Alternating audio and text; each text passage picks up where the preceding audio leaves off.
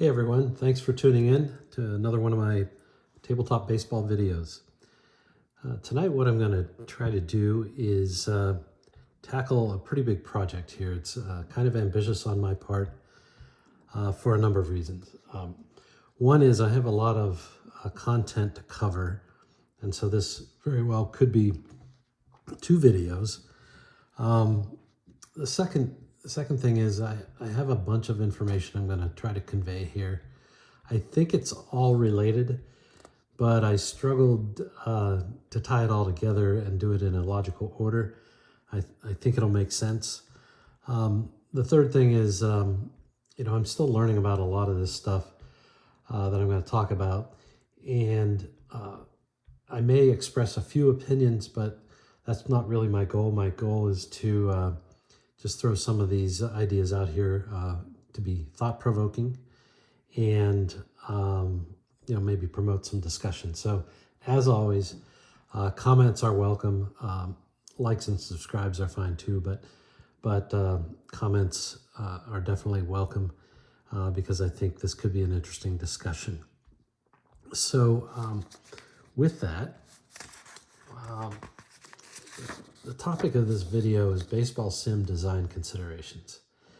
And this is sort of an outline of what I'm going to go through, not necessarily exactly in this order, but I'm going to talk about what I call interdependencies, specifically in the context of stolen bases, but more generally about the interaction of pitchers and hitters and defense and ballparks and so on.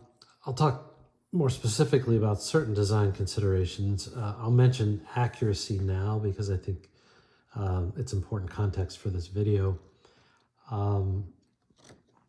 So the traditional, I think, definition of accuracy is, if you play enough seasons with the sim, will the results come out pretty close to the real life seasons that they're trying to simulate?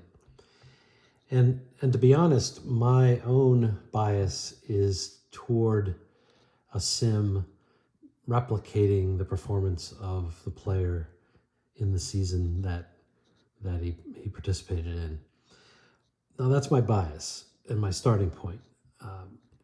However, I've spoken before about the importance of relative accuracy, where a good player is better than an average player who is better than a poor player. And I think that's pretty important. But in the end, I think what's most important is, in addition to just a fun game to play, is it realistic? And I heard somebody use the term, which I really like, is the simulation result plausible? So just keep that in mind as a background as we go through all this stuff. I'm going to talk about performance versus skill. I'm going to talk about a little bit about small sample sizes and statistical variability. I'm going to talk about fringe players, outlier performances. I'm going to talk about splits at the end. I'm going to talk about remote events, clutch ratings, and then I'm going to have a section on sabermetrics, particularly in the context of sims and sim design. The other challenge that's going to happen here, I don't know if it's a challenge or a good thing, maybe. Many of these topics that I'm going to touch on, I've done actual individual videos on. I'm not going to try to list them all. I may mention a couple along the way, but if you've looked at my channel, there's a variety of different topics that I've covered in greater detail. So enough introduction. Let's just get started. So stolen bases. So a lot goes on in a stolen base. There's the pitcher and the catcher. They have a role. The runner obviously has a role. And then there's actually some other factors I thought of. Is maybe the running surface has a role. It's probably better for stolen bases to run on AstroTurf than it was on a soft high grass field. Maybe the umpire has a role, I don't know. And then in modern baseball, maybe the throwover limit, has a role. As it relates to interdependencies, though, specifically, the one that I'm thinking of in terms of the sims is in the upper left here, where we have the pitcher, sorry about the focus here, where we have the pitcher and the catcher. And a lot of sims have a hold or a pickoff rating for the pitcher. And then separately, there is a rating for the catcher's arm, which both of which can influence the likelihood of the stolen base success. And so the question would be, how do you separate those two? You know, if you had a catcher who caught most of the games and a pitcher, you know, how do you separate what effect the pitcher's ability to hold had on the outcome versus the catcher's ability to throw? Now, of course, you can judge that you know, qualitatively by just watching them play, but you know, when you're making sims and building player cards, how do you separate those components? You know, I think on the other side, the runner, it's been pretty well established how you can distinguish between, say, the ability to get a jump versus actually the success once you attempt. I will ask one of many rhetorical questions at the bottom here. Can you have too many factors or ratings, and does that bog down the sim? And I think the answer probably is yes, at least for some people, but maybe no for others. So there are people, I'm sure, that absolutely love the super advanced stratomatic base stealing system. And, you know, it is pretty sophisticated, I will admit. You know, I don't play enough strat. Well, I hardly ever play it at all. I just analyze it. But, you know, I could see a scenario where it would just bog down the gameplay. I've done two videos on stolen bases, so I'm not going to pursue this topic much further. You know, there's a broader amount of interdependencies at play in baseball, and it's really hard to know, you know, who actually controls the action. And certain sims, I think, try to design around what they believe, you know, the element of control is. You know, there's an article out there, an analysis done by Tom Tango and a couple of other guys mentioned here, and they broke down the responsibility for what happens once a ball is in play, which we're going to talk about later. And they say luck is 44% of it, the pitcher influences 28% of it, fielding 17%, and the ballpark 11%. You know, there's all kinds of elements I've listed on the right that if you break that down a little further, I mean, for defense, it could be the fielder's range, could be the catcher's framing ability. That doesn't necessarily have an effect on batted balls, but it has an effect on the overall outcome of the at-bat. And then, of course, you know, do you make errors or don't you? And then there's a question of the pitcher's defense versus other fielders. I'll talk about that in a minute. Pitching skill, batting skill, which I've broken down into the ability to make contact, and his power. We'll talk about ballparks on the next page, and again, the umpires. I know there's at least one sim I know of, and I did a video on it that actually has an umpire feature. So here's the question, the rhetorical questions at the bottom. You know, how do various sims reflect the influence of these different factors? And clearly there's different approaches. We're going to talk about some of them today.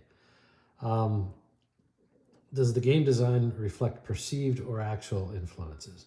What do I mean here? I was thinking in terms of statispro. It's a pitcher first engine or model.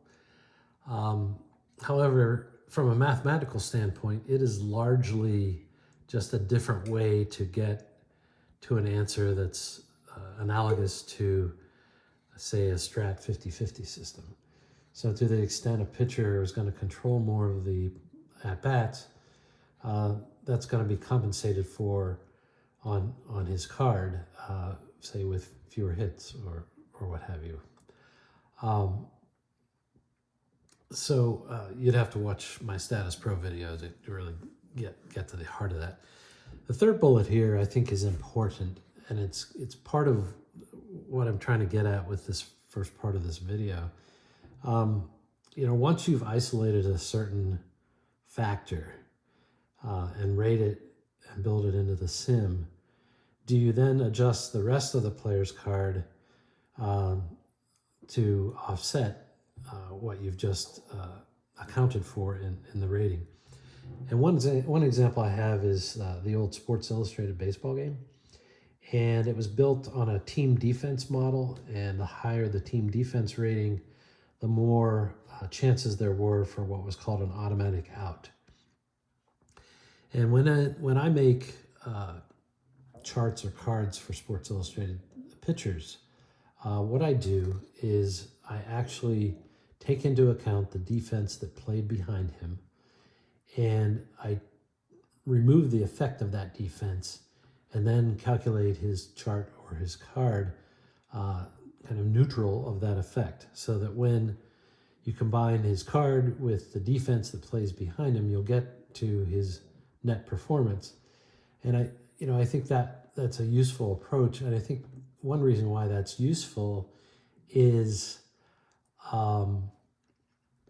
it allows you to, mix and match, like draft leagues or whatever. You can mix and match players, and their performance will be, I think, more accurate and tweaked for whatever specific defense that is behind them.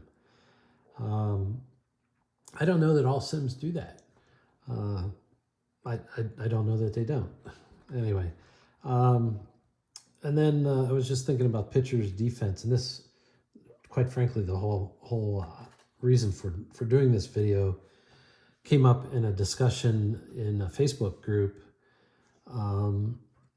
and somebody was making a comment about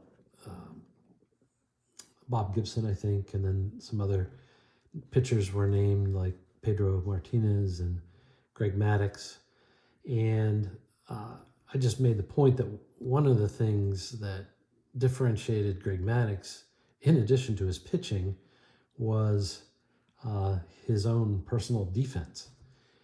The question, I guess, is from a sim design standpoint, should that be reflected somehow specifically, or is that already covered in his number of hits that he's given up? Just some questions for sim design that are interesting to consider. Ballpark effects. So over the years, there have been all kinds of interesting ballparks. I put a few of them here. I believe we have Yankee Stadium on the left, if I'm not mistaken. The Polo Grounds is infamous with a 483 feet to a straightaway center. One of my favorites, Forbes Field here on the lower right. And then the Dodgers played in the Coliseum when they first moved to LA. And so you can see the short left field. They did have a high fence or screen of some sort to try to compensate for the short left field. But, there's all kinds of ballpark effects, and to what extent do sims include those? The obvious one is the depth and the height of the outfield fences and how they affect home runs. Altitude, like Coors Field, or I hate to say it, that ridiculous display we had at the beginning of last year down in Mexico City. How big's the foul territory? I always remember when the Pirates were playing in San Francisco, they talked about how much foul territory there was in Candlestick Park. Weather, that can be a factor, like the wind in Wrigley Field. Natural versus artificial surface arguably could have an effect on baseball results. And then I just threw this other one here. It's probably not statistically significant, but just the whole idea of a home field advantage, and whether that exists separate from any of these other features. The question here is, are player cards ballpark neutral in order to account for the effects that are embedded in their performance? I didn't word that very well, but if somebody plays in a small park and has a lot of home runs, well, then the ballpark effect is going to show a lot of home runs. But then when you're actually carding the player, do you remove that effect so that you don't double count the home runs? And also so that when the player goes to a normal ballpark, those high home runs don't follow him. I really don't know to what extent sims consider this, although I will say to some extent, I'm really not sure that the ballpark effects that are built into sims are much more than just to add characters to the game. And I won't name names, but I asked, a question of a pretty sophisticated sim designer recently about whether they considered, the vastness of the outfield or the foul territory involved or what have you, and that really isn't in the ballpark effects for that sim. And in fact, I think mostly it's about maybe taking some left field home runs and turning them into doubles in Fenway Park or what have you. And maybe some generic batting average effects that may be notable and presumably attributable to ballparks. I'm no expert in this area, so I'm not going to spend a lot more time on it. I will show you a couple examples here. This is payoff pitch, and there's 4 major results on a payoff pitch pitcher card where you start, but there's also a ballpark and a defense check, and it can vary in terms of how big they are, but they're usually either at the top or the bottom of the card. So in this case, the ballpark check occurs 5.6% of the time, and some sort of defense check occurs 2.8% of the time. I really am not qualified to speak of the defense all that much, but in terms of the ballpark, basically what it does is it differentiates between whether it's, when it passes to the pitcher, whether it's going to be a wheelhouse result or an in-play result. And for those of you not familiar with Three River Stadium, the wheelhouse, with payoff pitch is what I meant, is the wheelhouse is where you're going to get your home runs and other extra base hits, whereas the in-play, you're going to get more muted results there. And so there's not much, this is necessarily the best example because I think Three Rivers was largely a symmetrical park as it relates to the outfield, but they do show left-hand batters get a slight advantage in Three Rivers Stadium in 1979. Another example of a ballpark card is season ticket baseball. It's a game I've more recently become aware of. And the way season ticket baseball works, and this might be an oversimplification, but it's kind of a 50-50 game, but it's really not, because you do start with a D6 die, but one of the rolls on the D6 die, I think it's a 5, goes to kind of a defense check chart. I may be mistaken, but definitely if you roll a 6 on the D6 die, you're going to be over to the ballpark chart. And there's a lot of information on this ballpark chart. One thing you can definitely see is they've customized here the home runs, whether they're hit to left or center or right. And since this is Fenway Park, you're gonna have some challenges, more challenges hitting a home run out of right field, maybe in the left. I don't know. Don't quote me. That's not really the purpose of this video. But the point is, the designer of this particular sim thought it was important enough to have ballpark checks occur 1 out of every 6 times, which is almost 17%. It's definitely a higher frequency of ballpark checks than, say, payoff pitch, which is 5.6%. One other little thing that I came up with just when I was researching this video is I did a Google search for ballpark effects, and I found a Wikipedia page. I will be completely honest, I did not analyze this article. I just wanted to let you know it's out there. But it provided a formula mostly based on the runs that were scored at home versus on the road. And it's a way to talk about ballpark effects. The other thing is on Baseball Reference. They have an index for the ballpark. I think it's 100 would be a neutral ballpark. And so you'll find maybe a ballpark that has a 93 or maybe a 105. I'm not sure how to interpret that, but my point is it's something people have thought about, and it's something that people have tried to incorporate into Sims. Okay, I'm going to move to a different topic, and I think it's an important topic in the Sim world. So if you see on the right here, I have Rennie Stennett, second baseman for the Pittsburgh Pirates, and his 1971 rookie season. He had 165 plate appearances, 153 at-bats, and a .353 batting average.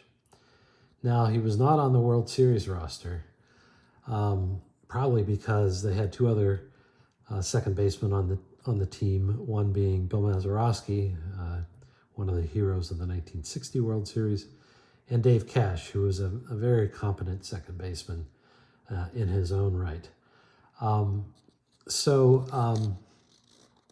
He wasn't on the World Series roster. Just as an aside, Stennett went on to be a pretty good second baseman, and it actually caused the Pirates to trade Dave Cash to the Phillies, and he had a good run there. And then it also caused them to trade away Willie Randolph, I think, to the Yankees, because Stennett became the everyday second baseman. There's one little trivia question. In a 9-inning game, Stennett holds the record, going 7 for 7 in a 9-inning game at Chicago. Unfortunately for Stennett, at some point, I think it was in the late 70s, he slid into a base, broke his ankle, and was never the same. Okay, I digress. So the question is, it's without question, he had a .353 batting average. There's not questioning that. And it was in 153 at-bats. So one might argue that that's not a small sample size. It kind of is, but one might argue that it isn't. I've drawn a diagram here to say, well, it's possible that his actual true skill was 285 batting average, and he only did a .353 batting average because of normal statistical variability. And in fact, I looked at his next 2 seasons, and he did have a batting average somewhere around 285. So in this situation, what batting average do you target on the card in the sim? I think most people, and probably even I, might say, well, you got to card the .353 batting average. But not everybody would agree. And I can make an argument for not doing so.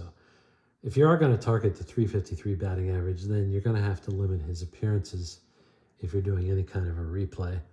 Otherwise, you'd be tempted to just game the system and bring him in, say to pinch hit in a clutch situation or something like that.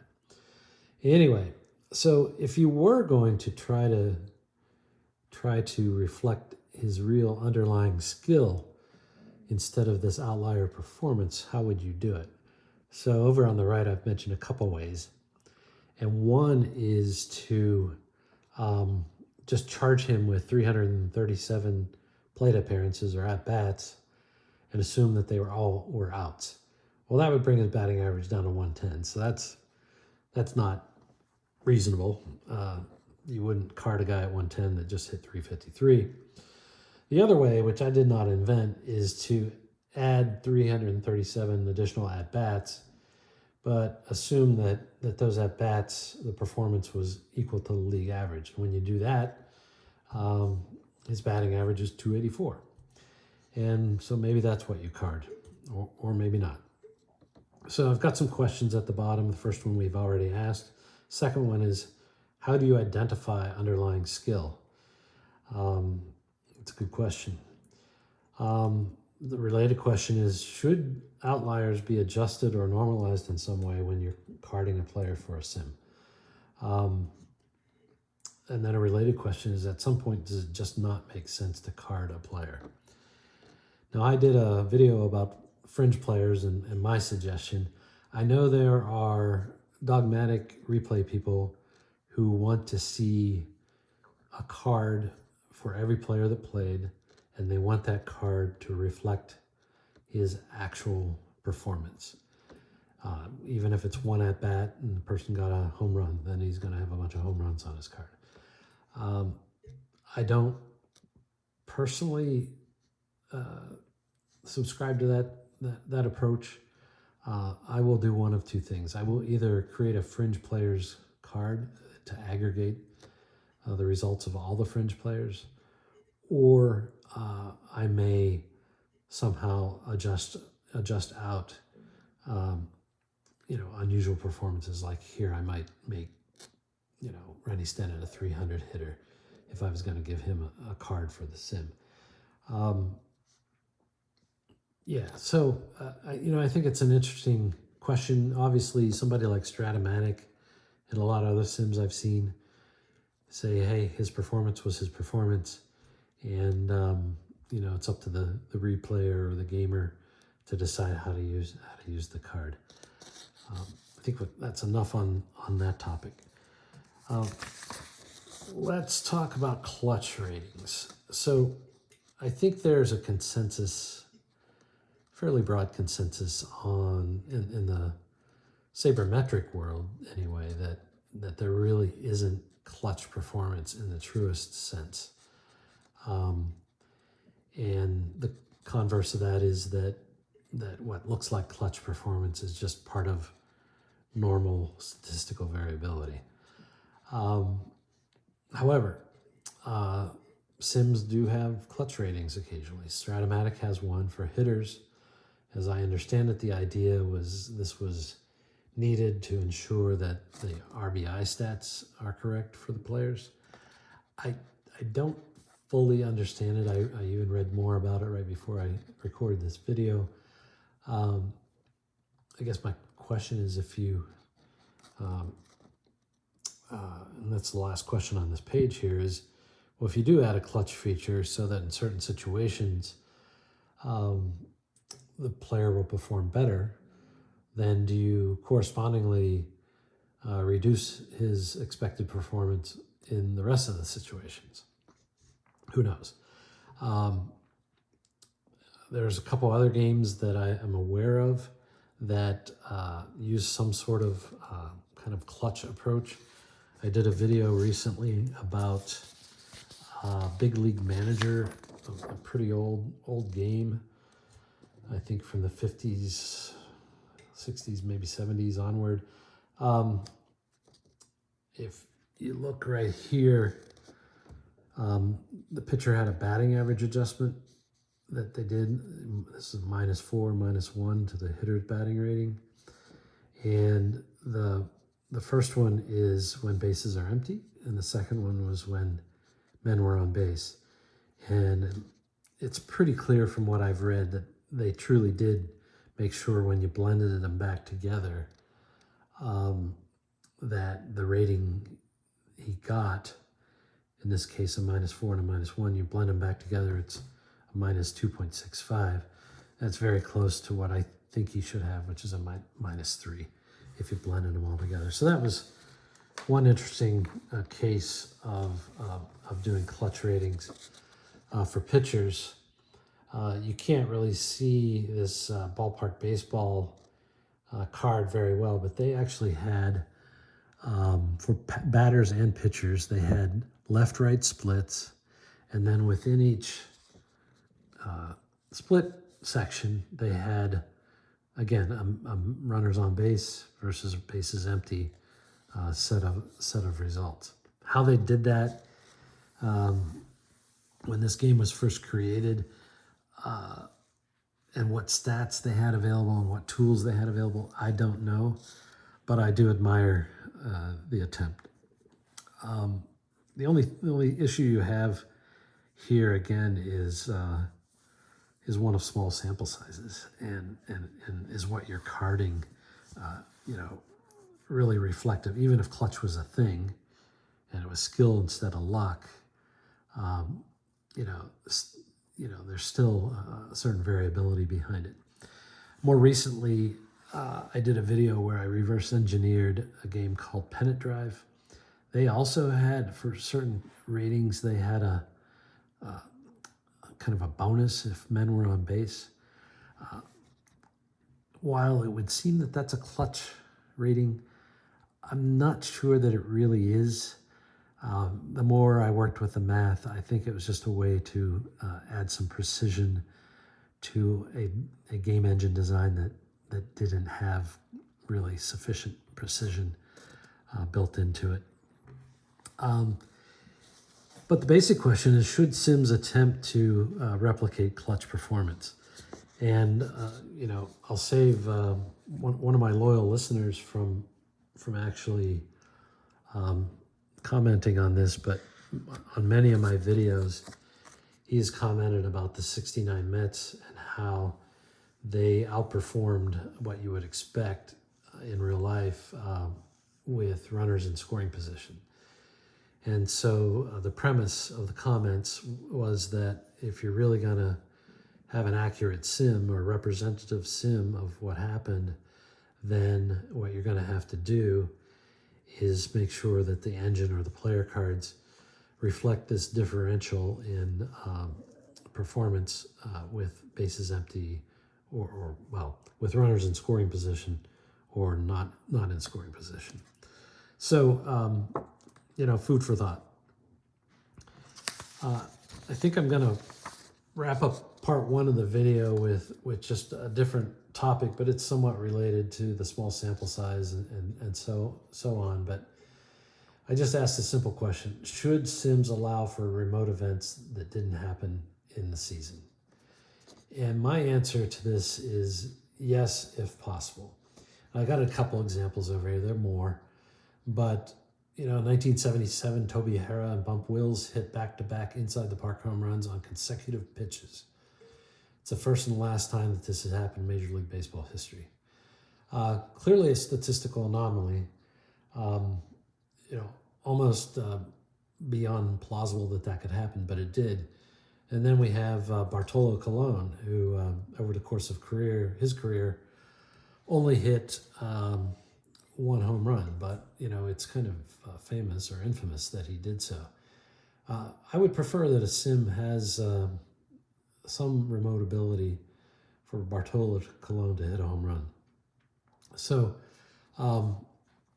there are people that don't subscribe to that school of thought. I hear it a lot, and it's partially a weakness of the 50-50 game engine, but people get hung up on the fact that strat pitcher cards have triples and doubles on them, and that can result in a batter getting a triple off the pitcher card even though he had no triples during the season.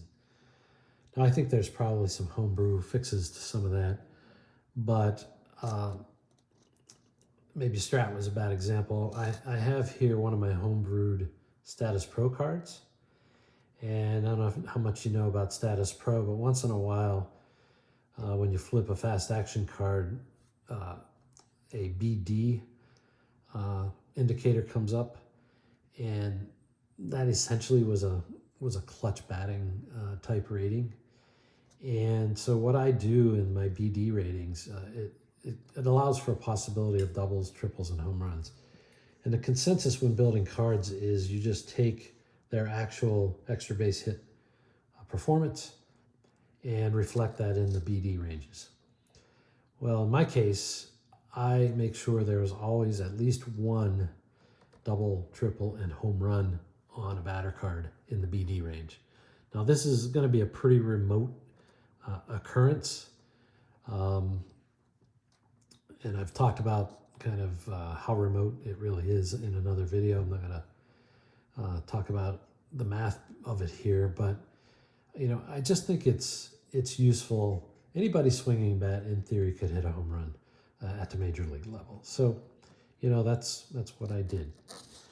Okay, I definitely think this topic that I'm on warrants more than one video. I'm going to move kind of into a discussion of sabermetrics and also splits and how they're implemented in Sims, but I will do that in part 2.